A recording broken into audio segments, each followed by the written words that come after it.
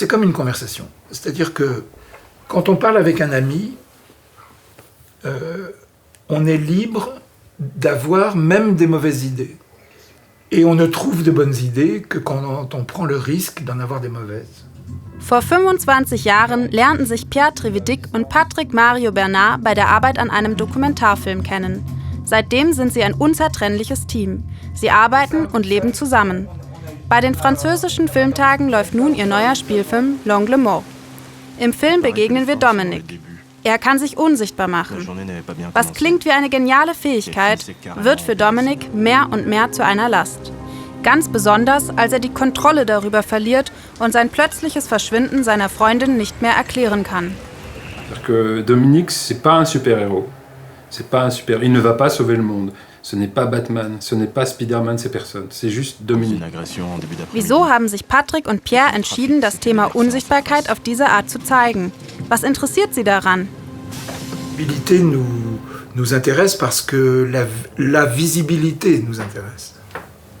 Dominic, dans l'histoire, c'est qu'il occupe un point de vue qui normalement n'est le point de vue de personne. Puisque pour le reste du monde, pour le reste des autres personnages, il n'est pas là. Der Film lebt aber nicht nur von seiner Geschichte und seinem Protagonisten, sondern auch von seiner bedrückenden und mysteriösen Atmosphäre. L'atmosphère dont on parle, c'est comme un milieu vivant, si vous voulez. C'est comme un écosystème. Un écosystème.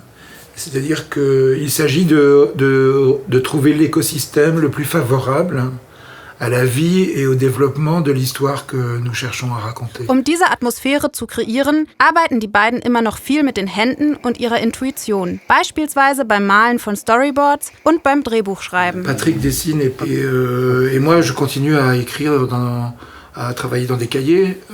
Et j'ai observé que ce ne sont pas les mêmes choses. Auch die Filmmusik komponieren die beiden selbst.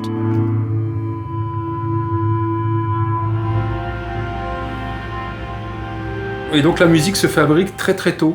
Et puis ensuite jusqu'à la fin du film. Vraiment, ça n'arrête pas. Auch wenn alle Etappen des Filmemachens gemeinsam ablaufen, was schätzen die beiden wohl am meisten am anderen?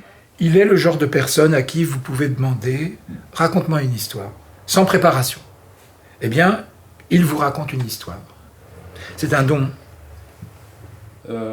J'ai une confiance aveugle dans ses capacités et son invention de scénariste. Et pas seulement de scénariste, mais de penseur. C'est la personne la plus intelligente que je connaisse. Patrick und Pierre sind eine echte Symbiose, sowohl im Leben als auch bei ihrer Arbeit. Viel Spaß beim Film.